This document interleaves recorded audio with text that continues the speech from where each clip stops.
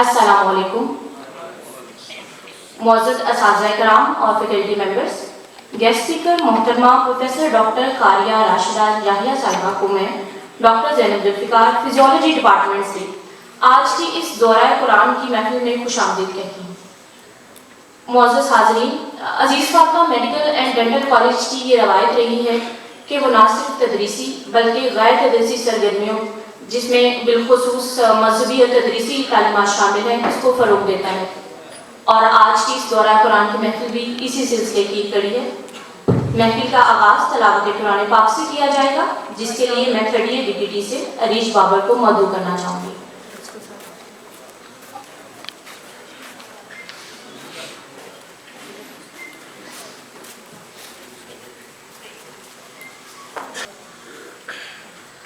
أعوذ بالله من الشيطان الرجيم بسم الله الرحمن الرحيم ألم تر كيف فعل ربك بأصحاب الفيل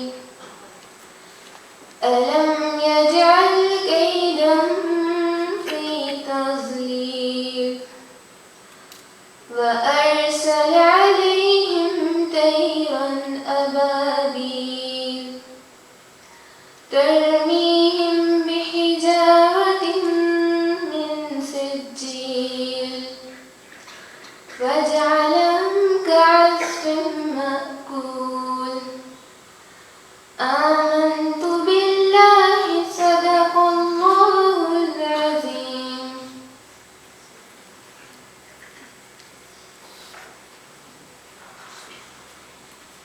جزاک اللہ۔ ہے تمنا کہ رہے ناک سے تیری خالی، ہے تمنا کہ رہے ناک سے تیری خالی، نہ میرا شعر نہ قطع نہ قصیدہ نہ غزل۔ نعت رسول مقبول پیش کرنے کے لیے اسٹیج پہ فزیولوجی ڈپارٹمنٹ سے ڈاکٹر مہنور اشرف تشریف لائیں گی۔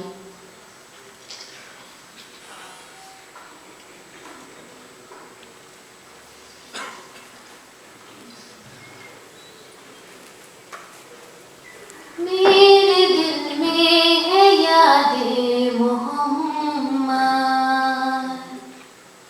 میرے دل میں ہے یاد محمد، میرے ہونٹوں پہ ذکر مدینہ، تاجدار حرم کے کرم سے، تاجدار حرم کے کرم سے آ گیا زندگی کا قرینہ، میرے دل میں ہے یاد محمد۔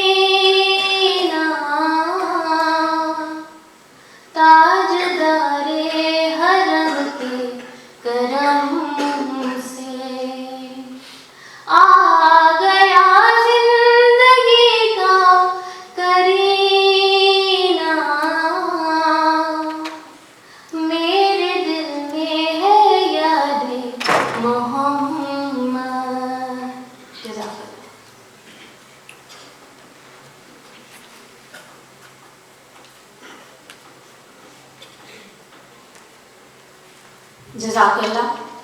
دورہ قرآن کا باقاعدہ آغاز کرنے کے لیے میں آج کے اس دورہ قرآن کی گیسٹ اسپیکر سے ریکویسٹ کروں گی میں پروفیسر ڈاکٹر قاریہ راشدہ یحییٰ صاحبہ from department of Arabic and Islamic studies GC university Faisal آباد، ڈائریکٹر العزیز انٹرنیشنل ویلفیئر فاؤنڈیشن، محترمہ پروفیسر ڈاکٹر قاریہ راشدہ صاحبہ آج قرآن کریم کے ترجمہ اور تفسیر کی روشنی سے ہمارے دلوں کو منور کریں گی۔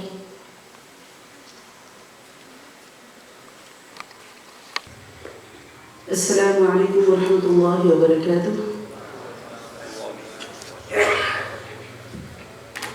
کیسے ہیں آپ سب لوگ؟ سال کے بعد ملاقات ہو جاتی ہے آپ لوگوں سے نا، کچھ تو لوگ پرانے ہوں گے، کچھ لوگ نئے ہوں گے۔ اللہ تعالیٰ کا شکر ہے کہ اللہ تعالیٰ نے ہماری زندگیوں میں دوبارہ رمضان کو اللہ لے کر آیا۔ اللہ سے دعا ہے کہ اللہ تعالیٰ ہمیں رمضان کی برکات اور اس کے فیوز سے فائدہ اٹھانے کی توفیق عطا فرمائے۔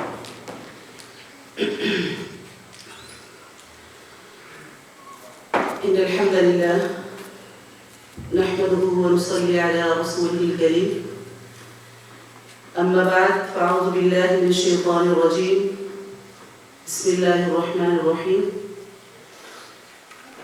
رب اشرح لي صدري ويسر لي أمري واحلل عقدة من لساني يفقهوا قولي، رب زدني علما، اللهم ربنا زدنا علما، يا مفهم سليمان فهمنا، يا معلم آدم علمنا۔ بسم الله الرحمن الرحيم، شهر رمضان الذي أنزل فيه القرآن هدى للناس وبينات من الهدى والفرقان، صدق الله العظيم۔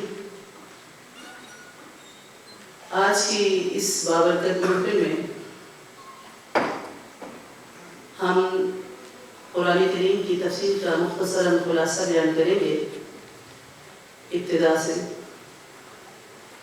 اللہ رب العزت نے اس قرآن کو نازل بھی رمضان کے مہینے میں کیا، تو رمضان اور قرآن ایک دوسرے سے لازم و ملزوم ہیں۔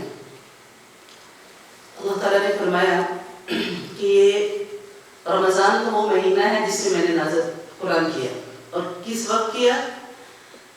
اللہ رب العزت قرآن پاک میں سورۃ القدر میں فرماتے ہیں اِنَّا أَنزَلْنَاهُ فِي لَيْلَةِ الْقَدْرِ، کہ ہم نے اس قرآن کو لیلۃ القدر کی رات میں اکٹھا آسمان دنیا پر اللہ رب العزت نے اتارا لوح محفوظ میں۔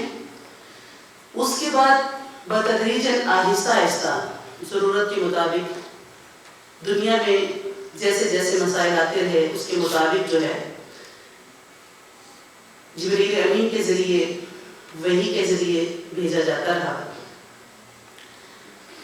آج انشاءاللہ العزیز ہم خلاصہ تفسیر قرآن میں پہلا پارہ جو ہے اس کی 2 صورتوں کے بارے میں پڑھیں گے۔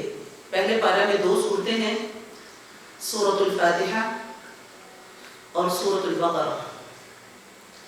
سورۃ الفاتحہ جو ہے یہ قرآن کی پہلی سورت ہے جو مکمل نازل ہوئی ہے۔ دوسری صورتیں جو ہیں مختلف طریقوں سے نازل ہوئی تھی، لیکن اس کے علاوہ جو چھوٹی قصار صورتیں ہیں آخری پاروں میں جیسے کہ آپ نے پڑھی ہوگی وہ بعد میں نازل ہوتی رہی ہیں، لیکن پہلی صورت جو مکمل اللہ رب العزت نے نازل کی وہ سورۃ فاتحہ ہے۔ اور یہ رسول اللہ صلی اللہ علیہ وسلم کی نبوت کی ابتدا میں جب خفیہ دعوت دی جاتی تھی اس وقت یہ نازل ہوئی۔ فاتحہ کو فاتحہ کہتے کیوں ہیں؟ فاتحہ کا مطلب ہے افتتاح کرنا، اوپننگ۔ چونکہ قرآن کی ابتدا اس سورت سے ہوتی ہے اس لیے سورت کا نام سورت فاتحہ رکھا گیا، اور یہ سورت پورے قرآن کا خلاصہ ہے۔ یعنی کہ اللہ رب العزت نے قرآن پاک میں فرمایا وَلَقَدْ آتَيْنَاكَ سَبْعًا مِنَ الْمَثَانِي وَالْقُرْآنِ الْعَظِيمِ، کہ محمد ہم نے آپ کو 7 مثانی اور قرآن عظیم عطا کیا۔ تو یہ 7 مثانی سورۃ فاتحہ کا نام ہے، اور قرآن العظیم بھی سورۃ فاتحہ کو کہا گیا، یعنی یہ ایک اکیلی سورت، جیسے کہ آپ کو پتا ہوگا کہ ہم سورۃ اخلاص جو ہے قل هو اللہ احد جو ہے اگر وہ ایک دفعہ ہم پڑھیں تو ہمیں قرآن کے تیسرے حصے کے برابر قرآن پڑھنے کا ثواب ملتا ہے۔ اگر ہم 3 دفعہ سورہ اخلاص پڑھیں گے تو ہمیں ایک قرآن کے برابر ثواب ملے گا. سورۃ فاتحہ جو ہے یہ ایک دفعہ اگر پڑھیں تو پورے قرآن کے برابر پڑھنے کا ثواب ملتا ہے. تو یہ آپ اپنی زندگیوں میں شامل بھی کریں. رات کو سوتے وقت خصوصاً سورۃ فاتحہ تو سب کو آتی ہے، یہ ضرور رات کو پڑھیں. پھر سورۃ اخلاص ضرور پڑھیں. یہ 2 چیزیں ایسی ہیں اگر آپ پڑھ لیں تو سمجھیں آپ نے 2 دفعہ قرآن پڑھ کر رات سوئے ہیں.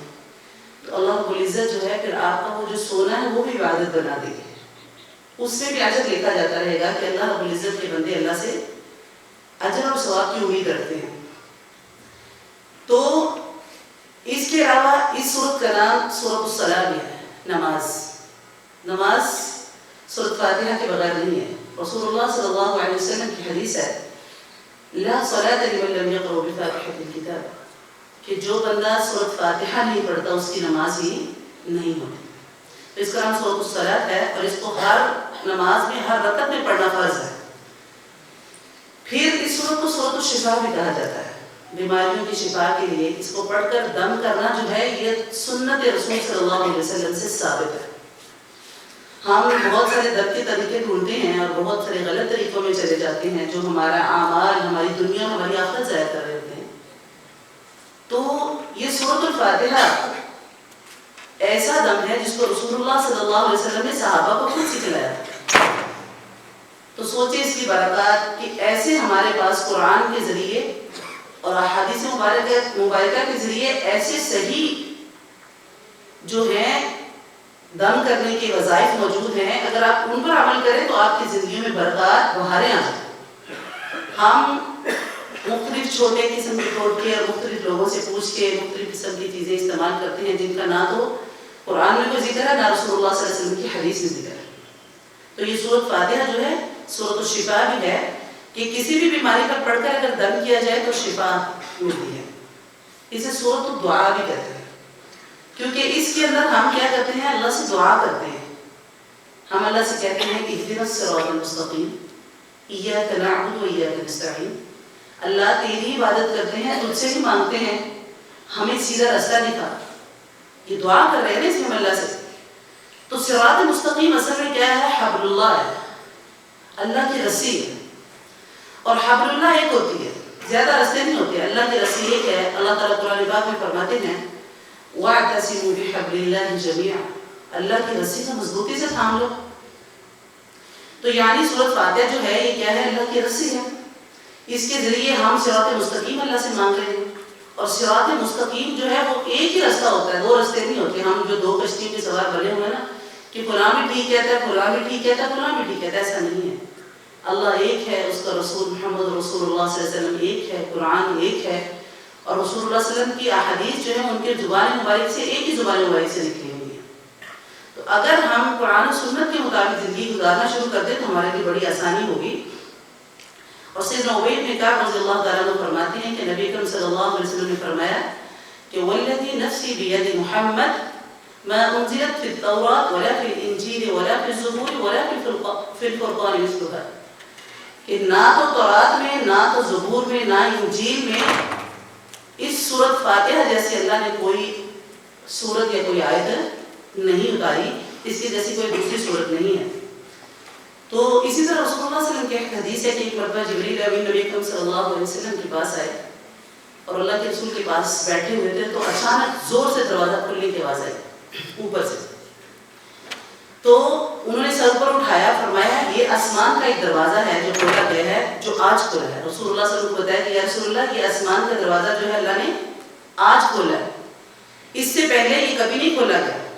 اور پھر فرمایا اس میں سے ایک فرشتہ اترا ہے جو اس سے پہلے کبھی اللہ نے اس دنیا کی طرف اس کو نہیں بھیجا، اور اس فرشتے نے آپ کو سلام کہا. رسول اللہ صلی اللہ علیہ وسلم کو سلام کہا ہے اور اس نے آپ کو 2 نوروں کی خوشخبری دی ہے جو آپ کو اللہ نے عطا کیے ہیں. اور وہ ایسے نور ہیں جو آپ سے پہلے کسی نبی کو عطا نہیں کیے گئے. وہ کیا ہے، فاتحۃ الکتاب، سورۃ فاتحہ ہے اور سورۃ بقرہ کی آخری 2 آیات ہیں. یہ کس کو عطا کیے گئے، رسول اللہ صلی اللہ علیہ وسلم کو عطا کیے گئے. اور فرمایا اے محمد، اللہ فرماتے ہیں کہ ان دونوں صورتوں میں جو بھی آپ حرف پڑھیں گے اللہ تعالیٰ اس کو ایک ایک حرف کے بدلے وہ ہر چیز عطا کرے گا جو اس کے اندر موجود ہے. تو یعنی سورۃ فاتحہ میں بھی دعا ہے اور آخری جو سورۃ بقرہ کی آخری دو آیات ہیں وہ بھی کیا ہے؟ دعا ہے. پھر اس کے بعد آپ کو جیسے کہ پتہ ہے کہ قرآن کریم کی تلاوت کرنے سے پہلے اعوذ باللہ من الشیطان الرجیم جس کو تعوذ یا استعاذہ کہتے ہیں یہ پڑھنا لازم ہے. کیونکہ جب بھی آپ نیکی کے راستے کی طرف جائیں گے شیطان آپ کو روکے گا، شیطان آپ کے راستے میں حائل ہوگا. شیطان کو بالکل پسند نہیں ہے کہ آپ اللہ کے دین کے لیے یا اپنی عاقبت سنبھالنے کے لیے کھڑے ہوں. شیطان نے تو اللہ سے وعدہ کیا ہے کہ میں ان کو ضرور بضرور گمراہ کروں گا اور ان کو میں برائی کا حکم دوں گا اور ان کے ذریعے میں تمہارے جہنم کو بھروں گا. تو اللہ رب العزت نے اسی لیے سب سے امپورٹنٹ جو ہماری پوری زندگی کا رول ماڈل ہونا چاہیے اور ہماری زندگی جس کے مطابق چلنی چاہیے وہ قرآن ہے. جس قرآن کو ہم نے سنبھال کے اپنے گھروں میں غلاقوں میں لپیٹ کے اونچی جگہ پہ رکھ دی ہے کہ شاید یہ اس لیے ہے کہ جب ہمارے گھر میں نعوذ باللہ کوئی فوتی ہو جائے گی تب پڑھا جائے گا، جب ہمارے اوپر کوئی مشکلات آ جائیں گی تو تب یہ قرآن پڑھا جائے گا. کہ اس لیے نہیں ہے قرآن، یہ قرآن آپ کا وے آف لائف ہے، آپ کی زندگی گزارنے کا طریقہ ہے. اس قرآن کے مطابق ہم نے زندگیاں گزارنی ہیں اور صحابہ کرام نے اس قرآن کے مطابق زندگی گزاری. خود رسول اللہ صلی اللہ علیہ وسلم کے بارے میں سیدہ عائشہ رضی اللہ تعالیٰ عنہ سے پوچھا گیا کہ اللہ کے رسول صلی اللہ علیہ وسلم کا اخلاق، اللہ کے رسول صلی اللہ علیہ وسلم کا رہن سہن کیسا تھا؟ فرمایا کان خلقہ قرآن، آپ کا اخلاق تو قرآن تھا، آپ کی پوری زندگی قرآن کی جس طرح قرآن ہے. تو ہم یہ کہہ کر اپنے آپ کو بچانے کی کوشش کرتے ہیں کہ وہ صحابہ، وہ اللہ کے رسول، ہم ان کے پاؤں کی خاک کے برابر نہیں. ٹھیک ہے ہم ان کے پاؤں کی خاک کے برابر بھی نہیں ہے لیکن عمل تو ہمیں کرنا ہے، کوشش تو ہمیں کرنی ہے. اس جسم کو ہم نے جہنم کی آگ سے تو بچانا ہے، وہ جنت کے لیے ہم نے کوشش کرنی ہے جو ہمیشہ ہمیشہ کے لیے. یہ جو دنیا جس کی ہم پلاننگ کر رہے ہیں ہمیشہ کے لیے نہیں ہے. اس میں خوف ہے، ہم سوچیں تھوڑی دیر کے لیے ہم رکیں، ہم سوچیں تو ہمیں پتہ چلتا ہے کہ ہم نے یہ چھوڑ جانا ہے تو ہم لرز جاتے ہیں کہ یہ دنیا ہمیشہ کے لیے نہیں ہے. لیکن وہ جنتیں ایسی ہیں جس کے بارے میں اللہ نے کہا یہ تو ہمیشہ ہمیشہ کے لیے ہیں. تو اب یہ کیا ہے کہ اللہ فرماتا ہے فَإِذَا قَرَأْتَ الْقُرْآنَ فَاسْتَعِذْ بِاللَّهِ مِنَ الشَّيْطَانِ الرَّجِيمِ کہ جب بھی تو قرآن پڑھے تو شیطان مردود سے اللہ کی پناہ طلب کرنی چاہیے. شیطان جب اعوذ باللہ پڑھیں گے شیطان دوڑ جائے، اس کو بڑی تکلیف ہوتی ہے کیونکہ شیطان جو ہے وہ طاقتور ہوتا ہے اور غیر محسوس طریقے سے انسان کے اوپر اثر انداز ہو رہا ہوتا ہے اور وہ نہیں چاہتا کہ لوگ قرآن پر ایمان رکھیں، اس کو پڑھیں، اس کو سمجھیں، اس پر عمل کریں اور اس کی دعوت کو آگے پھیلائیں. تو اس لیے ہم نے کیا کرنا ہے کہ جب ہم نے قرآن کی تلاوت جب بھی شروع کرنی ہے اعوذ باللہ من الشیطان الرجیم ضرور پڑھنا ہے. پھر اس کے بعد دوسری چیز کیا ہے؟ بسم اللہ الرحمن الرحیم بھی ہر کام جائز کام کے لیے، یاد رکھیے جائز کام کے لیے. آپ گناہ کو بسم اللہ کر کے، ہم حرام کام کر رہے تھے ہم اللہ کا نام لے رہے تھے، ہم حرام کاموں کے اوپر اللہ کے راستے پر خرچ کر رہے تھے، ہم اپنے سود کے پیسوں سے اللہ کے راستے کے اوپر خرچ کر رہے تھے، سمجھتے سے ہمیں ثواب ملے. ایسا نہیں ہے. ہر جائز کام کے آغاز میں بسم اللہ الرحمن الرحیم پڑھنی چاہیے. اس کے کیا فائدے ہیں؟ 3 قسم کے فائدے ہیں. ایک فائدہ تو یہ ہے کہ آپ بہت سے برے کاموں سے بچ جائیں گے. کیوں؟ کیونکہ جب آپ بسم اللہ ہی اللہ کا نام سے شروع کریں گے تو آپ کے ذہن میں سوچ آئے گی، آپ کو یہ بات سوچنے پر مجبور کرے گی کہ میں اس کام پر اللہ کا نام لے رہا ہوں، کیا میں حق بجانب ہوں کہ اللہ کا نام لوں؟ کیا میرا یہ کام ٹھیک ہے؟ سوچتا ہے نا بندہ پوری طور پر کہ میں اللہ کا نام کیوں لے رہا ہوں؟ تو اس کام میں کیا ہو جائے گی؟ برکت ہو جائے گی. اور تیسرا، جب آپ ہر جائز کام کے شروع کرنے میں اللہ کا نام لینے سے انسان کی ذہنیت جو ہے بالکل ٹھیک ہو جاتی ہے. کیوں؟ کیونکہ وہ اپنی بات کا آغاز، اپنے کام کا آغاز جو ہے وہ صحیح ترین طریقے سے، صحیح ترین حرکت سے کر رہا ہوتا ہے. پھر اللہ رب العزت یہ جیسے کہ سورۃ فاتحہ سے سٹارٹ ہو جاتی ہے کہ سورۃ فاتحہ میں اللہ تعالیٰ نے اپنا پورا تعارف پیش کیا ہے. اللہ رب العزت فرماتے ہیں الحمد للہ رب العالمین الرحمن الرحیم مالک یوم الدین کہ تمام تر تعریفیں اس اللہ کے لائق ہیں جو تمام جہانوں کو پالنے والا ہے. وہ بہت زیادہ رحم کرنے والا ہے، بہت زیادہ رحیم ہے. وہ صرف دنیا میں رحم کرنے والا رحیم نہیں ہے بلکہ قیامت کے دن بھی وہ ہم پر کیا ہے؟ اس دن کا مالک ہے، اس دن بھی ہم پر رحم کرے گا. تو اس میں لفظ اللہ جو ہے اللہ کا ذاتی نام ہے. اس کے علاوہ رب العالمین الرحمن الرحیم، یہ اللہ کے صفاتی نام، اللہ کی صفتیں ہیں کہ اللہ رحمان ہے، اللہ رحیم ہے۔ الحمدللہ کہہ کر ہم نے اللہ کی شان بیان کرتے ہیں کہ اللہ کی ذات اس بات کی مستحق ہے کہ ہر قسم کی تعریف اللہ کے لیے کی جائے۔ پھر دوسری چیز رب العالمین کہہ کر بندے کو یہ بتایا گیا ہے کہ یہ جس زمانے میں، جس دور میں، جس جگہ میں تم رہ رہے ہو، تمہیں پالنے والا کون ہے؟ اصل کون ہے؟ اللہ رب العزت پالنے والے ہیں۔ اور الرحمن سے مراد یہ ہے کہ اللہ اس قدر رحم کرنے والا ہے کہ دنیا میں وہ اپنے دوستوں پر بھی رحم کر رہا ہے اور دشمنوں پر بھی رحم کر رہا ہے۔ آپ دیکھتے ہیں کفار کے پاس دنیا کی چیزیں بہت زیادہ ہیں، تو یہ وہ اللہ کی کون سی صفت ہے؟ الرحمن صفت ہے، جس کے تحت اللہ تعالیٰ اپنے دشمنوں کو بھی اور اللہ کے محبوب لوگوں کو بھی اللہ تعالیٰ عطا فرماتے ہیں۔ پھر تیسری چیز کیا ہے؟ الرحیم جو ہے یہ کیا ہے؟ اللہ تعالیٰ کا یہ تعلق خاص قیامت والے دن ہے، جو صرف اللہ اپنے مومنوں کو، اپنے خاص بندوں کو بتا دے۔ قیامت والے دن جو اللہ نے رحم کرنا ہے وہ اللہ نے ان کے اوپر کرنا ہے جو اللہ کے مومن اور نیک لوگ ہیں۔ اور پھر آخری چیز کیا ہے کہ مالک یوم الدین، ہم کہہ کر یہ کہتے ہیں، اللہ ہمیں بتا رہا ہے کہ رحمت کرنے والی رب کی ذات ہے، حساب کے دن کا مالک بھی اللہ ہے، بادشاہ بھی اللہ ہے۔ اگر ہم اس کے ساتھ اپنا تعلق کو مضبوط کر لیں گے تو اللہ تعالیٰ اپنی میزبانی پر اللہ آپ کو کرے گا، تو وہ اللہ کا عہد ہے، اللہ کا وعدہ ہے کہ میں تمہاری بڑی اچھی میزبانی کروں گا۔ لیکن یہ اس صورتوں میں ہے جب ہم نے according to Islam, according to Quran, رسول اللہ صلی اللہ علیہ وسلم کی سنت کے مطابق اپنی زندگیاں گزاری۔ ایسے نہیں، ہم جانور نہیں ہیں، ہمیں اللہ نے عقل دیا ہے، ہمیں اللہ نے شعور دیا ہے، اللہ نے ہمیں دماغ دیا ہے، ہمیں اس کو استعمال کرنا ہے اپنے رب کی اطاعت میں، اپنے رب کی نافرمانی میں نہیں۔ ہم دیکھتے ہیں نا تمام بچے یہاں پر بیٹھے ہیں کہ ہمارے کیا ہوتا ہے کہ ہم گناہ کے لیے پلاننگ کرتے ہیں، گناہ کے لیے رستے سوچتے ہیں، گناہ کو بہت زیادہ اس کے بارے میں فکر کرتے ہیں، تو اللہ نے یہ دماغ گناہ کے لیے پلاننگ کے لیے نہیں دیا ہوگا۔ اس کو خیر کے کاموں میں لگانا آپ کی ڈیوٹی ہے، اس کو نیکی کے کاموں میں لگانا ڈیوٹی ہے۔ چونکہ سورۃ فاتحہ ایک دعا ہے تو بندہ اللہ سے دعا کرنے سے قبل یہ سارے عہد کرتا ہے۔ کیا عہد کرتا ہے؟ کہ اللہ تیری عبادت کرتے ہیں، تیری ہی عبادت کریں گے، یہ عہد ہے۔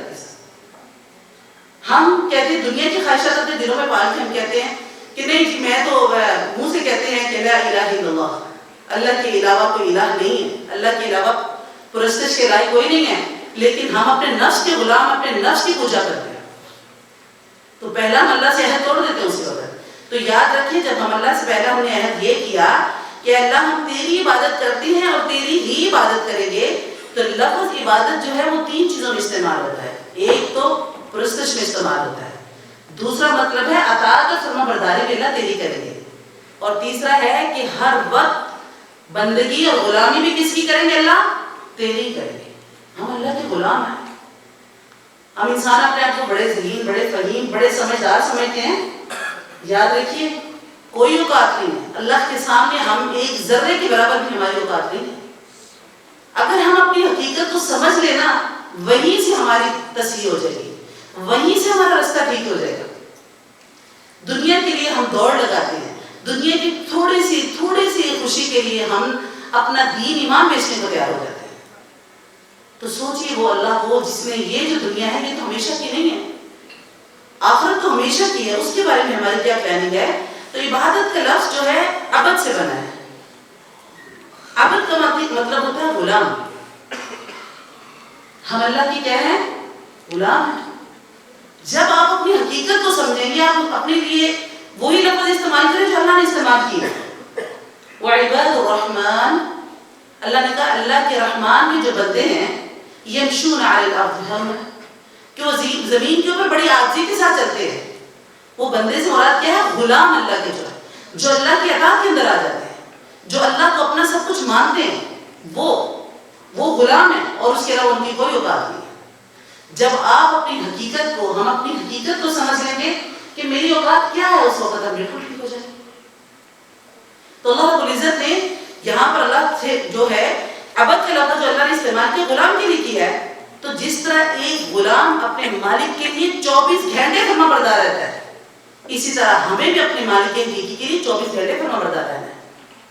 یہ نہیں ہے کہ جب نماز پڑھنے گئے تو وضو بنا لیا اور نماز پڑھ لی اور کہا بڑے اللہ سے عبادت کرو، اس وقت بھی دنیا کو سوچ رہے ہوتے ہیں۔ ایسا نہیں ہے۔ ہمیں جب 24 آور ہم نے اللہ کے غلام ہیں، اللہ کے بندے، اپنے مالک کی نافرمانی ہم نہیں کر سکتے۔ اگر ہم کریں گے تو اللہ نے وہ جو ڈے آف ججمنٹ بنایا اس دن اللہ تعالیٰ پھر ان اللہ شدید العقاب, اللہ بڑی سخت پکڑ کرنے والا ہے. اللہ نے دنیا میں آپ کو ٹائم دیا, اللہ کا شکر ادا کریں کہ ہم زندہ ہیں, اللہ کا شکر ادا کریں یہ رمضان ہماری زندگیوں میں آ گئے. رسول اللہ علیہ وسلم کی حدیث ہے کہ وہ جو لوگ مر چکے ہیں نا, وہ اپنی قبروں کے اندر پتہ ہے کس چیز کی خواہش کرتے ہیں؟ وہ صرف ایک خواہش کرتے ہیں کہ اللہ ہمیں رمضان کا ایک دن دے دے, صرف ایک دن دے دے, ہم جائیں اور تیری عبادت کر لیں اس میں جا کے.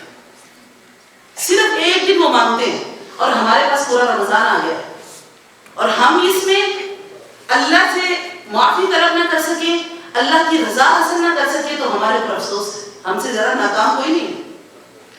رسول اللہ صلی اللہ علیہ وسلم کی بڑی مشہور حدیث ہے, آپ لوگوں نے سنی ہوگی کہ اللہ کے رسول صلی اللہ علیہ وسلم ایک دفعہ ممبر کے اوپر چڑھ رہے تھے, اللہ کے رسول نے فرمایا آمین, پھر دوسرے اسٹیپ پر پاؤں رکھا کہا آمین, تیسرے پر پاؤں رکھا کہا آمین. اس میں سے وہ 3 آمین کے جب پوچھا صحابہ نے کہ یا رسول اللہ آپ نے پہلے تو کبھی اس طرح نہیں کیا, جب آپ جمعہ کے لیے آتے ہیں ممبر کے اوپر چڑھتے ہیں, آج آپ نے کیوں آمین اس طرح 3 دفعہ کہا؟ تو آپ نے فرمایا جب میں ممبر کے اوپر پاؤں رکھ رہا تھا جبریل امین میرے پاس آئے اور انہوں نے مجھے آ کر کہا کہ اللہ کے رسول ایسا بندہ صلی اللہ علیہ وسلم جس کے سامنے آپ کا نام لیا جائے اور وہ آپ پر درود نہ بھیجے, اس پر اللہ کی لعنت, اللہ کے رسول کی لعنت, پوری دنیا کی لعنت. اور پھر دوسرا کون کہا؟ دوسرا وہ بندہ جب میں نے دوسرے سٹیپ پر پاؤں رکھا پھر کہا آمین رسول اللہ نے, کیونکہ جبریل یہ بات کرتے تھے, اللہ کے رسول کہتے تھے آمین, یعنی اللہ اس کو قبول فرما, ایسا ہی ہو. تو دوسرے سٹیپ پہ جب پاؤں رکھا تو پھر اللہ کے رسول نے جب آمین کہا, فرمایا میرے پاس جبریل نے کہا کہ ایسا بندہ جس کے بوڑھے والدین ہوں, اللہ نے اس کو والدین عطا کیے ہوں اور وہ ان کی خدمت کر کے اپنی عاقبت نہ سنوارے, اس پر بھی اللہ کی لعنت, اللہ کے رسول کی لعنت, پوری دنیا کی لعنت. اللہ کے رسول نے فرمایا آمین. فرمایا جب میں نے تیسرے سٹیپ پہ پاؤں رکھا ہے تو جبریل نے کہا یا رسول اللہ ایسا بندہ جس کی زندگی میں رمضان آئے اور وہ رمضان میں کوشش کر کے اللہ سے مغفرت نہ اپنی کروا سکے, اس پر بھی اللہ کی لعنت, اللہ کے رسول کی لعنت, پوری دنیا کی لعنت. اللہ کے رسول فرمایا آمین. کیسے برکات آئیں گی ہماری زندگی میں؟ کیسے ہماری زندگیاں ٹھیک ہو سکتی ہیں؟ ہم کن چکروں میں پھنسے ہوئے ہیں. ہم سمجھ رہے ہیں کہ جو ہم پلاننگ کر رہے ہیں یہ بڑے کامیاب ہم جا رہے ہیں, ہم ڈاکٹر انجینئر بننے بڑے کامیاب جا رہے ہیں. نہیں, اس چیزوں کے اوقات اللہ کے سامنے کچھ نہیں ہے. اللہ نے کل آپ سے یہ نہیں پوچھنا آپ ڈاکٹر بن گئے تھے, انجینئر بن گئے تھے, کامیاب بزنس مین بن گئے تھے. اللہ نے پوچھنا عبد صحیح بنے تھے کہ نہیں, غلام صحیح تھے, غلامی صحیح کی کہ نہیں کی, غلامی کا حق ادا کیا. پہلے تو اپنے لیے 7 لفظ صحیح چھوڑے, پہلے اپنے آپ کو یہ کلیئر کرے, اپنے مائنڈ بالکل کلیئر کرے کہ ہم اللہ کے غلام ہیں. غلام جب بار بار آپ اپنے آپ کو یاد کرائیں گے نا کہ میں غلام ہوں اللہ کا, تو اس وقت آپ کے مسائل حل ہو جائیں گے. اس وقت آپ اللہ کی نافرمانی کے رستوں میں نہیں جائیں گے, پھر ہم اپنے سیدھے رستے پر رہیں گے. ہمیں پتہ چل جائے گا کہ غلام کی اوقات نہیں ہے کہ اپنے مالک کے سامنے سر اٹھائے, اپنے مالک کی نافرمانی کرے. تو یہاں پر رسول اللہ صلی اللہ علیہ وسلم نے صراط مستقیم کا جو کہا ہے کہ اہدنا الصراط المستقیم, کہ یہ وہ سیدھا راستہ ہے جو اللہ تعالیٰ نے بندوں کو اس پر چلانا چاہتا ہے. یاد رکھیے میں نے پہلے بھی کہا صراط مستقیم صرف ایک, زیادہ صراط مستقیم نہیں ہے. سیدنا آدم علیہ السلام سے لے کر امام الانبیاء محمد رسول اللہ صلی اللہ علیہ وسلم تک تمام انبیاء, تمام رسول اسی راستے پر چلے ہیں, اس ایک صراط مستقیم پر چلے ہیں. اور اسی کو اللہ نے کیا کہا ہے؟ حبل اللہ, اللہ کی رسی کا ہے. اور اس کے متعلق صحابہ نے پوچھا یا رسول اللہ حبل اللہ ہے کیا؟ کس کی رسی کو مضبوطی سے تھامنا؟ فرمایا وما انا علیہ واصحابی, فرمایا وہ راستہ جس پر میں اور میرے صحابہ ہیں وہ حبل اللہ ہے. اب ہم اگلے چکروں میں فلاں مجھے پیر نے کہہ دیا, فلاں مجھے فقیر نے کہہ دیا, فلاں نے مجھے کہہ دیا, اس کا میں نے بات مانی, اس کی بات مانی ہے, فلاں جو نیا اٹھ کے آیا اس نے مجھے ڈائریکشن دی ہے کہ فلاں کر لو. ہم شارٹ کٹ کے چکر میں پڑے ہوئے, فلاں نے مجھے کہا تسبیح کر لو, یہ تسبیح کافی ہے. لا حول ولا قوت الا باللہ. یعنی ہم دین کے اندر بھی شارٹ کٹ, دنیا میں بھی شارٹ کٹ, ہم ہر طرف شارٹ کٹ کی طرف تلاشی ہیں, اس کے پیچھے دوڑتے پھر رہے. تو یہ یاد رکھیے یہ طریقہ نہیں ہے. جو اللہ کے رسول اور رسول اللہ صلی اللہ علیہ وسلم کے صحابہ کا طریقہ ہے وہ کہاں سے ملے گا؟ قرآن سے ملے گا اور سنت سے ملے گا. اور سننا کیا ہے؟ حدیث رسول. جب جو معاملہ ہمیں قرآن و حدیث سے نہیں ملے گا, جو جدید قسم کی مسائل ہیں, اس کے لیے فقہا موجود ہیں. فقہا نے وہ چیزیں کلیئر کر دی ہیں, پھر ہم فقہا کی طرف جائیں گے, ان سے مسئلے کا پوچھیں گے. یعنی اللہ نے دین کے وارث پیدا رکھے ہیں, دین کے وارث ڈسکنٹینیو نہیں ہوتے. رسول اللہ صلی اللہ علیہ وسلم کی حدیث ہے کہ کہ کسی نبی کا جو وراثت ہے لا درہم لہ ولا دینار لہ، کسی نبی کی وراثت درہم و دینار نہیں ہے. العلماء ورثۃ الانبیاء، جو علماء ہوتے ہیں، دین کے عالم ہوتے ہیں، یہ نبیوں کے وارث ہوتے ہیں. یہ آپ کو بتاتے ہیں زندگی آپ نے کیسے گزارنی ہے. ہم دیکھتے ہیں کہ جس کے بال بڑے ہوئے ہیں، جس نے کبھی منہ نہیں دھویا، جس کو پتہ نہیں ہے صفائی ستھرائی کہ اسلام کا نصف دین ہے، وہ جس کو ہوش نہیں ہے، جو گرا پڑا ہے، رستوں میں گرا ہوا ہے، جس کو دین دنیا کا ہی پتا، جس کو اللہ نے ویسے ہی معاف کیا ہوا ہے کہ یہ بندہ جو بیگانہ ہے، ہوش سے پاگل ہے، مجنون ہے، ہم اس کو جب وہ مر جاتا ہے تو ہم اس کی قبر بنا کر اس کو پوجنا شروع کرتے ہیں اور کہتے ہیں یہ اللہ لوگ ہے. لا حول ولا قوت الا باللہ. کہاں ہم چل رہے ہیں؟ کن رستوں کی طرف چل رہے ہیں؟ دیکھیں تو صحیح، قرآن ہمارے پاس موجود، سنت رسول کی موجود ہمارے پاس. ہم اس کو چھوڑ کر ہم شارٹ کٹ کے چکر میں کہ وہاں پر کچھ مل جائے گا، وہاں سے کچھ مل جائے گا، تو ایسے کچھ نہیں ملنا. آپ کو رستہ وہی لینا پڑے گا جو رسول اللہ صلی اللہ علیہ وسلم کا اور ان کے صحابہ کا ہے. اور پھر اللہ رب العزت سے ہم سورۃ فاتحہ کی اتنی ڈیٹیل سے کہ میں بہت شارٹ بڑی جلدی سے آپ کے سامنے بیان کر رہی ہوں.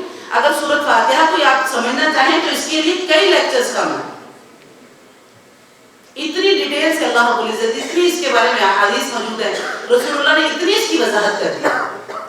تو پھر آخری چیز جو ہے، ہم جو ہے اللہ سے کہتے ہیں کہ صراط الذین انعمت علیہم غیر المغضوب علیہم ولا الضالین آمین، کہ اللہ ہمیں وہ رستہ دکھانا جن پر تیرا رحم ہوا، جن کا تیرا کرم ہوا، جن پر تیرا انعام ہوا. نہ تو ہمیں گمراہوں کا رستہ دکھانا، نہ ہمیں وہ جن کے اوپر تیرا غضب ہوا. غضب کس کا؟ غضب ہوا یہود. یہود ایسی قوم تھی، یہودی جو آج دنیا میں جو کچھ سارا کچھ کر رہے ہیں، ہم سے کچھ چھپا نہیں ہے. فلسطین میں کیا کر رہے ہیں؟ انتہائی بزدل ترین لوگ تھے جی. یہ ہمیشہ انکار کرتے تھے، نبیوں کے ساتھ لڑنے نہیں جاتے تھے کیونکہ ان کو اپنی موت کا بڑا خوف تھا. اور آج بھی یہ اپنی موت کو بچانے کے لیے لوگوں کو مار رہے ہیں تاکہ یہ موت سے بچے. اللہ فرماتے ہیں یود احدہم لو یعمر الف سنہ، ان میں ایک خواہش کرتے کہ کاش کہ اس کو 1000 سال عمر مل جائے. اتنی ان کو دنیا سے محبت ہے. تو اللہ رب العزت نے جن پر اللہ کا غضب ہوا یہ یہودی ہیں، اور وہ جو گمراہ ہیں وہ کون ہیں؟ عیسائی ہیں. اللہ ہمیں نہ تو گمراہ لوگوں کا رستہ چاہیے، اور نہ ہمیں عیسائی جو یہودی ہیں جن پر تیرا غضب ہوا. اور ہم مسلمان کیا کرتے ہیں؟ انہیں کو فالو کرتے ہیں. فیشن وہ بناتے ہیں، ہم اس کے پیچھے دوڑتے ہیں. ہمارا اوڑھنا بچھونا، ہم غلام تو ہم اللہ کے تھے، عبد ہم اللہ کے تھے، غلام ہم بن گئے یہود و نصارہ کے. ان کی کام، ان کی پسند ناپسند، وہ ٹرینڈز وہاں سے چلاتے ہیں اور ہم یہاں پر اس کے پیچھے دوڑتے ہیں. یہ ہماری اوقات ہے. حالانکہ اللہ سے ہم ہر نماز میں اللہ سے کہتے ہیں صراط الذین انعمت علیہم، اللہ ان لوگوں کا رستہ ہمیں دینا جن پر تو نے انعام کیا. مغضوب یہود و نصارہ کا رستہ ہمیں نہ دینا. مطلب اس کا مطلب ہے ہمارے قول و فعل میں تضاد ہے. ہم منہ سے اللہ سے مانگ رہے ہیں کہ ہمیں اللہ انعام یافتہ لوگوں کا رستہ چاہیے، انبیاء کا رستہ چاہیے، صالحین کا رستہ چاہیے، رسول اللہ کا رستہ چاہیے، ان پر اللہ کا انعام ہے نا، صحابہ کا رستہ چاہیے. لیکن ہم اندرونی طور پر کن کے رستے پر چل رہے ہیں؟ یہود و نصارہ کے. تو یعنی ہم کون ہیں؟ منافق. یہ نفاق ہے کہ آپ کی زبان کچھ اور کہتی ہے اور آپ کا دل جو ہے وہ کچھ اور کہتا ہے. آپ اندازہ کریں ہم کتنے بے حس ہو چکے ہیں کہ آج ہمارے سامنے جب فلسطین کی کوئی پوسٹ آتی ہے تو ہم اتنے بے حس ہو چکے ہیں کہ ہم اس کو اوپر تیزی سے اوپر گھما دیتے ہیں. ہم دیکھنے کے روادار ہیں کہ ہم کچھ نہیں کر سکتے.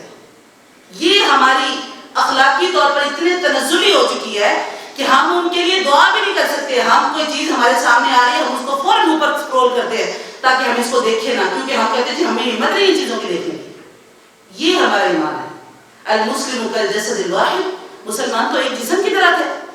ایک جسم کے حصے کو تکلیف ہو، آپ کے پاؤں میں درد ہو تو آپ کا جسم آپ سکون سے بیٹھ سکیں گے؟ آپ کا پورا جسم تڑپے گا کہ میرے پاؤں میں درد ہے. اسی طرح مسلمان پوری دنیا میں جہاں کہیں ہیں اگر اس کو تکلیف ہوتی تو ہم سب کو بھی تکلیف ہونی چاہیے. یہی عین ایمان ہے. ہم کیا کرتے ہیں کہ فوری طور پر آگے کر دیتے ہیں. یہ ہماری ڈیوٹی یہ ہے کہ کم از کم نہ تو ہم اس کو فارورڈ کریں، نہ ہم اس کو کسی کو بتانے کی کوشش کریں. آخر سوشل میڈیا کی وار ہے، کم از کم یہاں تو لڑو، یہاں تو بتاؤ کہ ہم تمہارے خلاف ہیں. ہم کیسے کہہ سکتے ہیں ہم خلاف نہیں ہیں؟ ایکچولی ہمارے لباس، ہمارا اٹھنا، ہمارا بیٹھنا، ہماری پسند ناپسند، ہماری ہر چیز ان کے موافق ہے. ہم ان کو محبت کرتے ہیں، ہم ان کی چیزوں کو خریدتے ہیں، ان کا بائیکاٹ نہیں. ہم اخلاقی طور پر کتنے دن ہیں تو کہاں ہم کھڑے؟ یہ آپ ہماری نئی نسل ہے، آپ کے ہاتھوں میں امت کی ذمہ داریاں. بتائیں کیا کیا کس نے حق ادا کیا. ہم تو میکڈونلڈ نہیں چھوڑ سکے, ہم KFC نہیں چھوڑ سکے. وہ لوگ جو ہمارے مسلمانوں علماء نے کلیئر اس کے اوپر فتوا دیا کہ یہ کوئی اس میں دو رائے نہیں, چھوڑنا پڑے گا آپ کو. تباہ ہوتے کاروبار ہوئے آپ کے, آپ اپنے کاروبار کی فکر کر رہے ہیں, آپ کے سامنے ایک مسلمان, ہزاروں مسلمان مارے جا رہے ہیں, ہزاروں مسلمان مارے جا رہے ہیں, ہمیں اس کی تکلیف نہیں ہے, اور ہمیں فکر ہے کہ میرا کاروبار نہ بند ہو جائے. اور ہم وہ جو کاروبار چلانے والے, جو ان کو سپورٹ کرنے والے, وہ جو ان کو پیسہ دے رہے ہیں, جو ان کے فوجیوں کو پیسہ دے رہے ہیں, اور ہمارے مسلمان کیا ہیں, ہم ایک پانی کی بوتل نہیں ان تک پہنچا پائے. یہ حالات ہے, یہ امہ مسلم ہے.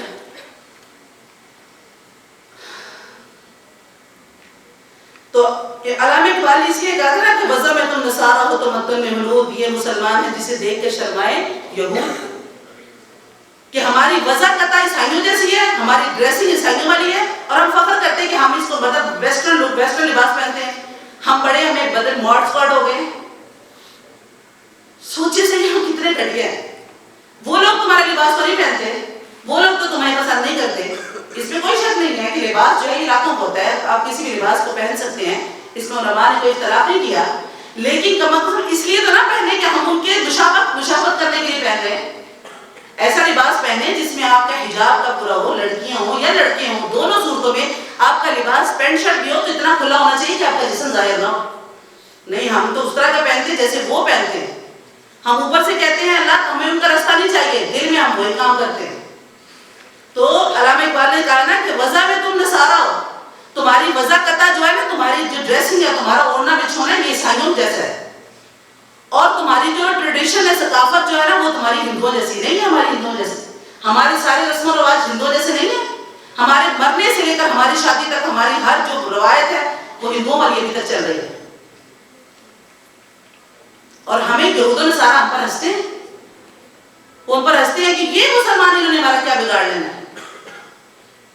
جو ایک دن فون بند ہو جائے تو مرنے والے ہو جاتے ہیں, تو یہ نہیں پتا کہ ان کے پانی بند ہو گئے, وہ مرنے والے ہو گئے, ان کے پاس کچھ نہیں ہے, ان کی نسل کشی کی جا رہی ہے, ان کے بچوں کو مارا جا رہا ہے تاکہ یہ بچے مر جائیں اور اگلی نسل ان کی پیدا ہو ہی نہ.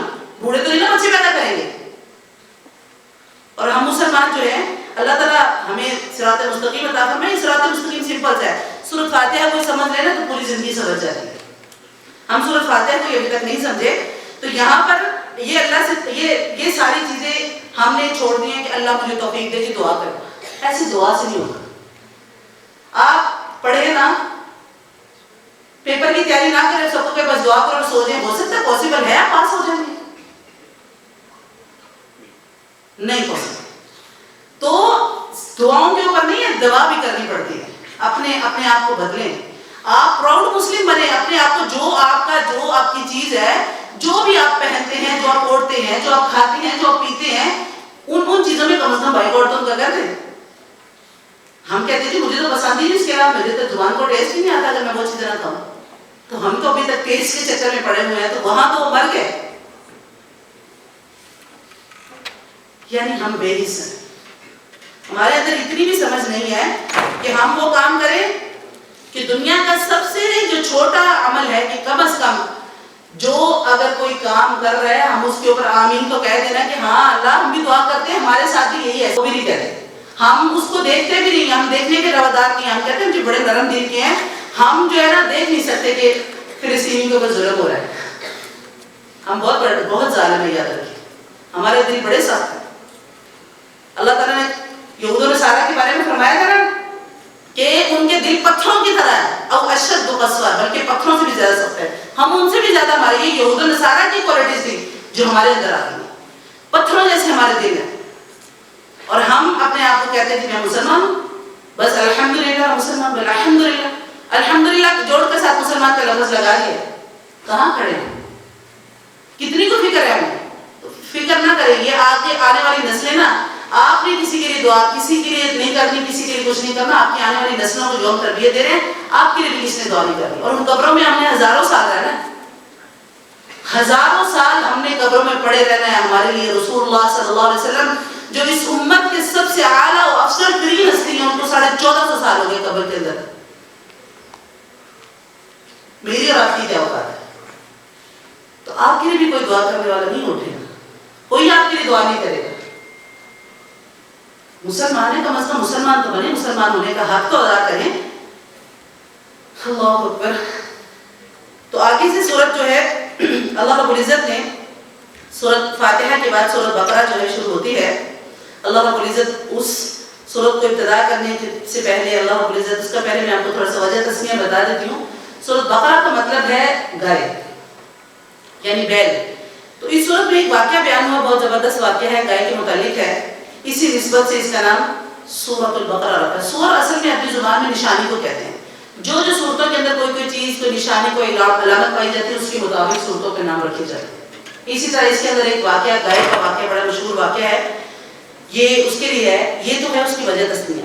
دوسرا ہے سورۃ فاتحہ کی, سورۃ بقرہ کی فضیلت.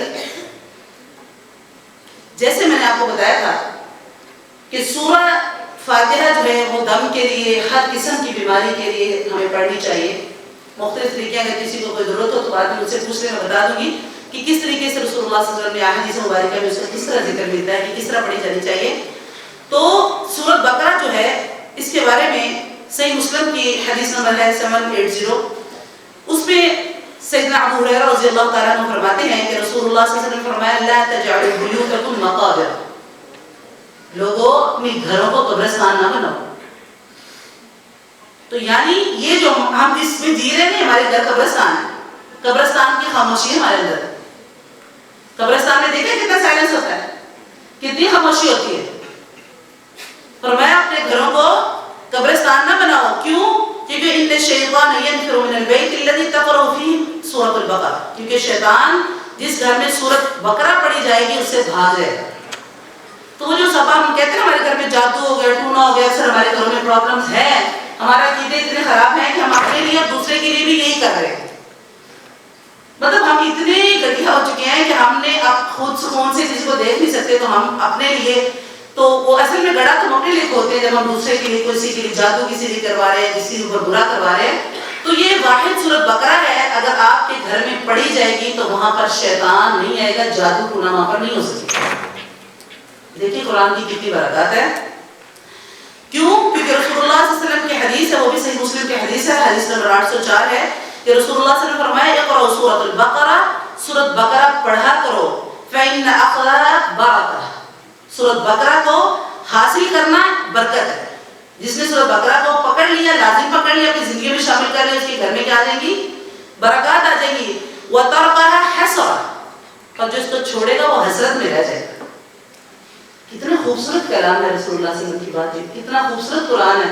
اگر ہم اس کو سمجھیں, قرآن تو دلوں کے پر اثر کرتا ہے.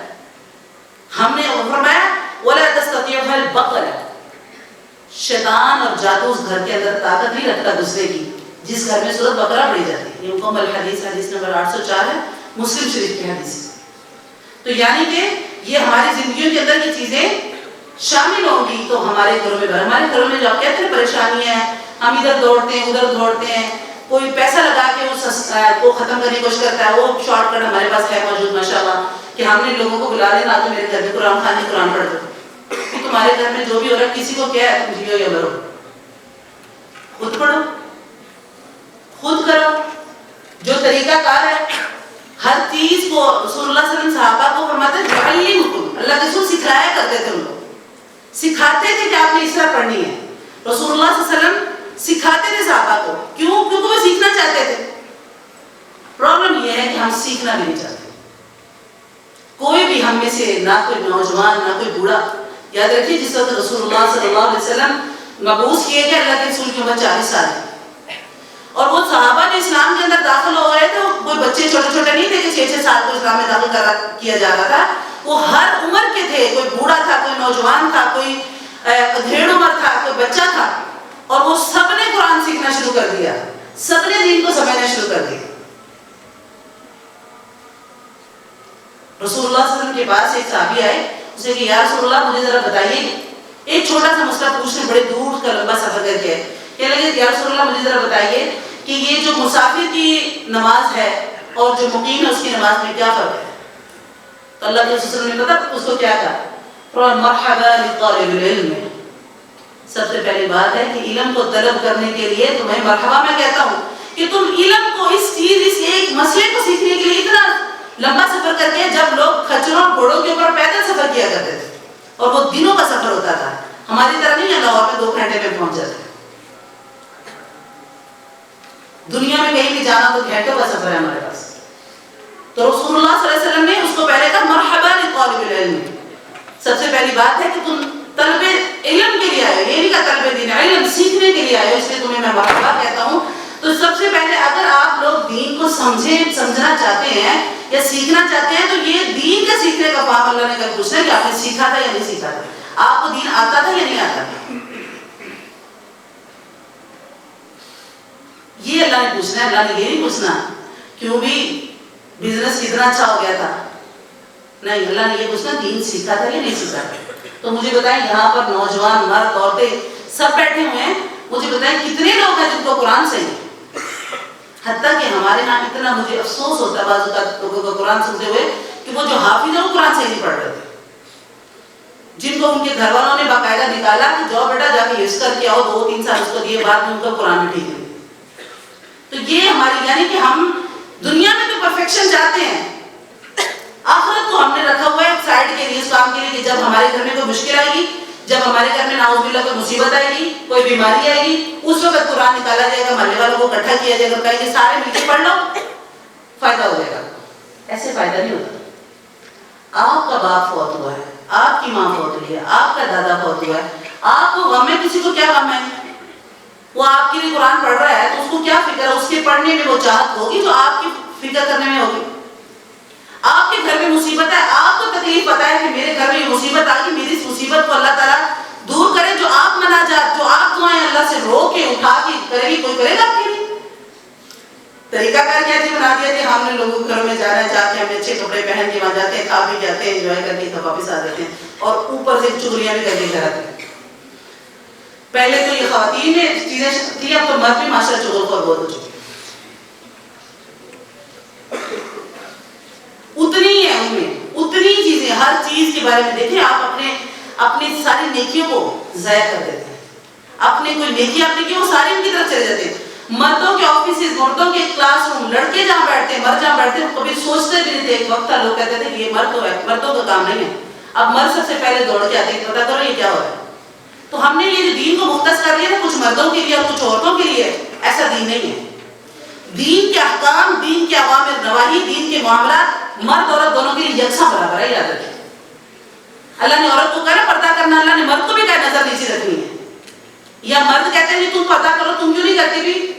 اگر کوئی لڑکی کہہ بھی آپ کی آنکھیں ٹھیک کرو نیچے کرو، تو ہم کہتے ہیں وہ آگے سے بولے تم پردہ کر لو بھی، تم پہلے اپنی آنکھیں تو نیچے کرو. ہمیں لگا کہ ہمیں پرمٹ مل گیا آپ اٹھا کے گور گور کے دیکھنے کا، اور عورت جو ہے وہ اپنے آپ کو بچائے، ٹھیک ہے، اس کے اوپر بھی لازم ہے، اس نے بھی پردہ کرنا ہے ہر حال میں، اس نے بھی اپنے آپ کو ڈھانپنا ہے. یاد رکھیے مسلمان عورت کا پورا جسم، ٹھیک ہے، چہرے کے پردے میں کچھ اختلاف امت میں ہے، اس میں آپ کو تھوڑی ریلیکسیشن مل سکتی ہے، لیکن آپ کا لباس، آپ لباس پہنا اور اتنا ٹائٹ لباس پہنا اور آپ نے جسم ڈھانپا. حتیٰ کہ میں نے تو برقعے بھی ایسے دیکھے ہیں جو اتنے ٹائٹ ہے کہ یہاں سے آپ اس کی یہاں پر باندھتے ہیں. لڑکی کس لیے ہم یہ کرتے ہیں؟ یہ نمائش کے لیے ہم باندھتے ہیں. اس پردے کا کیا فائدہ؟ جلباب جو ہے نا وہ اوڑھنے کھلی آپ کا لباس ہونا چاہیے جو آپ کے جسم سے دور ہو، جو آپ کے جسم کے عرض جو ہے نظر نہ آئے. سیدہ عائشہ رضی اللہ تعالیٰ عنہ کی بہن سیدہ اسماء رضی اللہ تعالیٰ عنہ جو تھی نا، اکرم صلی اللہ علیہ وسلم کے گھر ایک چھوٹی سی بچی تھی اور انہوں نے تھوڑا سا باریک سا لباس پہنا ہوا تھا. اللہ کے رسول صلی اللہ علیہ وسلم نے چہرہ مبارک موڑ لیا، کہا یہ لباس اتارو. ایک چھوٹی بچی کو پہننے کی اجازت نہیں تھی. تو یاد رکھیے تربیت بچپن سے ہوتی ہے. تربیت آپ نے چھوٹی عمر میں بچوں کے لیے، ہمارے یہاں چھوٹے بچوں کے ننگے بازو کر دیے گئے، تھک جائیں گے. یاد رکھیے ہمیں کیا فائدہ جب ہم بہت بوڑھے ہو جائیں گے، جب ہم سے اٹھ کے لوگوں کے لیے کچھ کر نہیں سکتے ہوں گے، تب ہم مسنوں پہ بیٹھ جائیں. جب ہم پر عمر کا ایک حصہ ہے، جب ہم داڑھی اگر اپنی موڑنا چاہے تو ہم دیکھتے ہیں کہ مردوں کو کہ اب اتنی جھڑیاں پڑ گئی کہ کٹ لگ جائیں گے تو اب داڑھی رکھ لیں. جب آپ کو پتا ہے کہ اب آپ کو گھر کے معاملات میں کوئی بولنے نہیں دیتا، بیٹا بیٹی بہو کہتے ہیں مانی چپ کر کے بیٹھو، آپ کو زیادہ پتا ہے، ہمیں زیادہ پتا ہے، اس وقت آپ مسلح پر آ کر اللہ اللہ کریں گے، اس کا کوئی فائدہ نہیں. در جوانی توبہ کردن شیوہ پیغمبری. جوانی میں گناہوں کو چھوڑنا اصل میں پیغمبروں کا شیوہ ہے.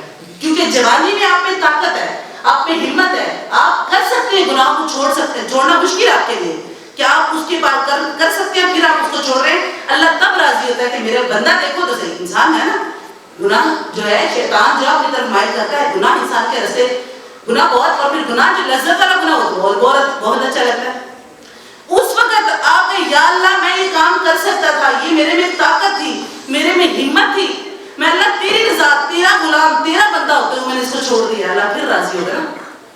اب جب بوڑھے ہو کے بابا جی سے گھٹنوں سے چلا نہیں جاتا, اماں جی سے مصلے سے اٹھا نہیں جاتا, اس وقت آپ کہیں کہ میں تو اللہ اللہ ہی کرتی ہوں, میں تو کسی کو کچھ نہیں کہتی, اس کا کوئی فائدہ نہیں. جب جوانی میں ہمت, آپ دیکھیں نا رمضان کا مہینہ ہے, ہم نے رمضان کے مہینے میں کیا کرتے ہیں جی, سب کو نیند بہت زیادہ آنی شروع ہو گئی ہے. دیکھیے شیطان کا کام, دیکھیں نیند ہماری بڑھ گئی ہے, بجائے اس کہ ہماری کم ہونی چاہیے, ہونی تو یہ چاہیے تھی نا. سیدنا علی رضی اللہ تعالیٰ عنہ جو تھے دعا کیا کرتے تھے کہ اللہ رمضان کے مہینے میں ہمیں تھوڑی نیند کے اوپر ہمارے جسموں کو عادی کر دے, تھوڑی نیندیں ہمیں آئیں, ہمارے کم ہم نیند مانگنے والے بنے, ہمارے تھوڑی نیند میں ہمارے جسموں کو مطمئن کر دے. کیوں کہ من قام رمضان اور من صام رمضان, رمضان کی صرف روزہ نہیں رکھنا, رات کو کھڑے قیام بھی کرنا. بتائیں کتنے بچے رات کو قیام کرتے, بتائیں کوئی ایک شاید کہ رات کو کھڑے ہو, قرآن یاد ہے نہیں یاد ہے, قرآن پکڑ لیں, موبائلوں کے اندر قرآن موجود ہے, ہر جگہ موجود ہے, آپ اس قرآن کھڑے ہو, پھر ایک رکعت میں کھڑے ہو, 3-4 رکوع پڑھیں, پھر دوسری رکعت پڑھے, اس میں 3-4 رکوع پڑھے. قام رمضان, من قام رمضان, جس نے رمضان کو کی راتوں میں قیام کیا.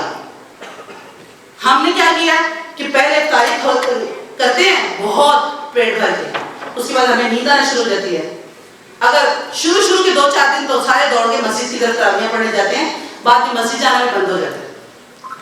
اور یہی ہم جو ساری رات کو اللہ نے جوان جسم آپ کو طاقت دی ہے, یہ ساری رات فونوں کے اوپر بیٹھے رہتے ہیں. جب سے یہ کرونا کے دور کے بعد جو لوڈ شیڈنگ کا مسئلہ ہوا, سارے لوگ راتوں کو جاگنے کی عادت پڑی, اور صبح ہم روزہ رکھتے جاتے, پھر ہم سو جاتے, یعنی یہ ہمارے یہاں دن رات ہے.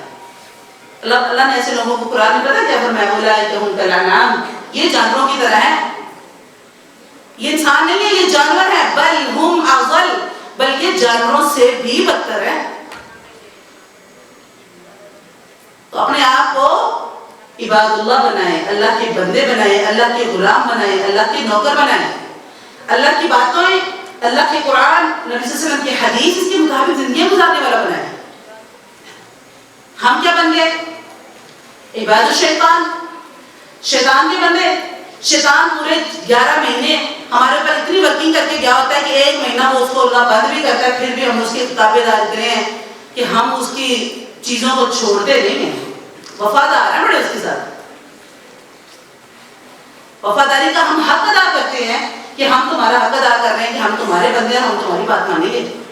یاد رکھیے عباد الرحمن بنے, رحمان کے بندے. اور اس لفظ کو سمجھے جو میں نے آپ کو سمجھایا کہ غلام بنے اللہ کے, غلام اپنے مالک کی نافرمان. بس یہ ذہن میں ایک آج کے دن میں اپنے ذہن میں سب بچے بچیاں یہ بات لے کر جائیں کہ ہم اللہ کے غلام ہیں. اور غلام جو ہے, سلیو کی جو اوقات ہے وہ آپ کو پتا ہے.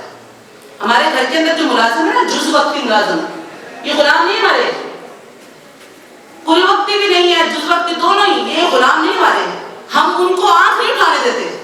ہمارے گھر سے چھوٹے سے لے کر بڑا بندہ اس کو ڈانٹ رہا ہوتا ہے, تم نے یہ کام کر کیسے لیا, تم کر کیسے سکتے ہو, جیسے ہم نے ان کو خرید لیا, حالانکہ ہمارے غلام نہیں ہیں.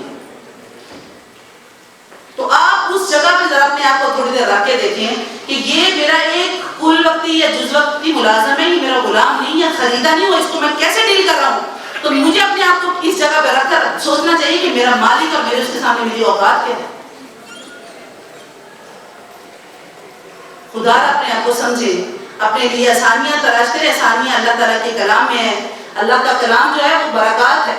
قرآن کا سننا رحمت, قرآن پر عمل کرنا باعث نجات, قرآن کے مطابق زندگیاں گزارنا جو ہے وہ آپ کے لیے آسانی ہے. آسانی ہے بلکہ اس میں آپ یاد کریں, یاد رکھیں, اگر آپ اپنے آپ کو اسلام کے اکارڈنگ, اسلام کے مطابق اپنی زندگیاں گزارتے, آپ مجھے صرف ایک ویک یہ رمضان کا مہینہ کر کے دیکھیں, مجھے بتائیں آپ کے گھر میں کتنی برکات آتی ہیں, آپ کی زندگی میں کتنی برکات آتی ہیں, آپ کی زندگی میں چینجنگ کتنی آتی ہے. تو چینج ہونا, جانوروں کی طرح زندگی نہ گزارے. جو اللہ نے کہا ہے کہ یہ لوگ جو اللہ کی باتوں پر عمل نہیں کرتے, اللہ کے قرآن کو سمجھتے نہیں ہیں, یہ تو جانور ہیں, بلکہ جانوروں سے بھی بدتر ہے. تو اپنی زندگی اس کے مطابق گزارے تاکہ وہ متقین کی صفات جو اللہ رب العزت نے بتائی ہیں, متقین کی صفات پکی پکی اپنے ذہن میں بٹھا لیں. پہلا صفت ہے متقین کی کہ یؤمنون بالغیب, کہ اللہ پر غیب کے ساتھ ایمان رکھتے ہیں. اللہ کو دیکھا ہم نے نہیں, بغیر دیکھے ایمان ہے کہ ہمارا اللہ ہے, وہ ہمارا رب ہے, ہمارا مالک ہے. دوسرا متقی کی مطلب آپ چاہتے ہیں سب بندے کہ ہم اللہ کے غلام کیسے بنے, اللہ کے بندے کیسے بنے, تو اس کی یہ 3-4 چیزیں ہیں. پہلی چیز ہے یؤمنون بالغیب, اللہ پر غیب کے ساتھ ایمان لاتے ہیں.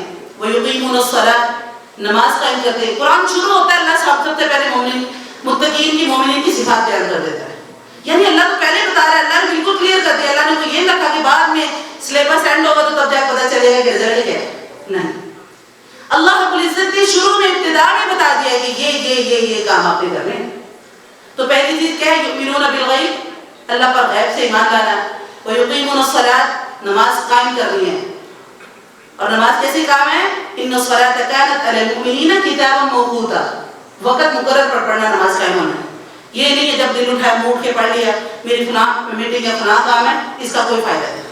یہ جب آپ دنیا میں آتے ہیں نا تو ہمیں لگتا ہے بڑا میں اس ادارے کا, اس گھر کا, اس جگہ کا بڑا ممبر, مضبوط ممبر ہوں, میرے بغیر یہ ادارہ چلتا نہیں ہے. ہم یہ سوچتے ہیں. بلیو کریں جب آپ یہاں سے چلے جاتے ہیں کأن لم یغنوا فیہا, ایسا اللہ کر دیتا ہے کہ گویا آپ یہاں پر کبھی آئے بھی نہیں تھے. کوئی ادارہ بھی یاد نہیں رکھتا. وہ ابھی یہی آپ کے اسٹوڈنٹ یا اساتذہ بھی یہاں پہ ماشاء اللہ بیٹھے ہیں, یہی آپ کے اسٹوڈنٹ کے ساتھ اگر آپ کا تعلق استاد والا وہ ہو نا, جو واقعی استاد کا تعلق ہوتا ہے, تو یہ استاد جب یہ پڑھ کے بھی چلے جائیں گے نا تب بھی آپ کو سلام کرنے آیا کریں گے. جب استاد بنیں گے تو استاد نہیں ہے.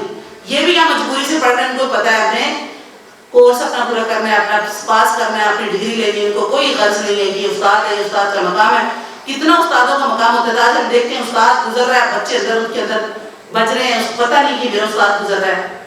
احترام مطلب ہم خود ہی ان چیزوں کو, اس کو ہم کہتے ہیں کانفیڈنس کہتے ہیں, اس چیز کو ہم کہتے ہیں اعتماد ہے, اس چیز کو ہم کہتے ہیں آزادی ہے. آزادی نہیں ہے, بدتمیزی ہے, یہ بے ادبی ہے. استادوں کا احترام کرنا چاہیے ہمیں ہر صورت میں. اچھا, تو میں بتا رہی تھی غیب کے اوپر ایمان لانا ہے. دوسری چیز کیا ہے, نماز قائم کرنی ہے. تیسری چیز ہے وَيُنْفِقُونَ, اپنے مال کو اللہ کے راستے پر خرچ کرنا ہے. یہ متقین کی صفات ہے. پھر قرآن پر بھی ایمان رکھنا ہے, قرآن سے پہلی جو کتابیں اس پر بھی ایمان رکھنا ہے. اگر آپ کہیں کہ میں قرآن پر, توریت پر, زبور اور انجیل پر ایمان نہیں رکھتا, تو نہیں, آپ مسلمان نہیں ہیں. جیسے قرآن پر ایمان رکھنا ہے, اس پر بھی ایمان رکھنا لازمی ہے کہ وہ اللہ کی آسمانی کتابیں ہیں. اور یہی ڈیمانڈ ہماری کفار سے ہے, نان مسلم سے ہے, کہ جس طرح ہمارا ایمان تمہاری کتابوں پر ایمان لائے بغیر مکمل نہیں ہوتا, تمہارا ایمان بھی قرآن کے اوپر ایمان لائے بغیر مکمل نہیں. سمپل سا بات ہے, یہی طریقہ کار ہے. اور پھر آخری چیز کیا ہے, آخرت پر یقین رکھنا ہے. تو یقین رکھنا یہ نہیں کہ منہ سے کہہ دینا جی میں الحمدللہ آخرت پر یقین رکھتا ہوں. یقین سے مراد ہے کہ جب آپ کو یقین ہو جائے نا کہ آپ کا اتنے دنوں بعد امتحان ہے, پیپر ہے, یا آپ کی فلاں جو ہے کوئی پروگرام ہے, کوئی سیریمنی ہے, کوئی چیز بھی ہے, تو ہم اس کی تیاری پہ جٹ جاتے ہیں. تو آپ نے کیا کرنا ہے,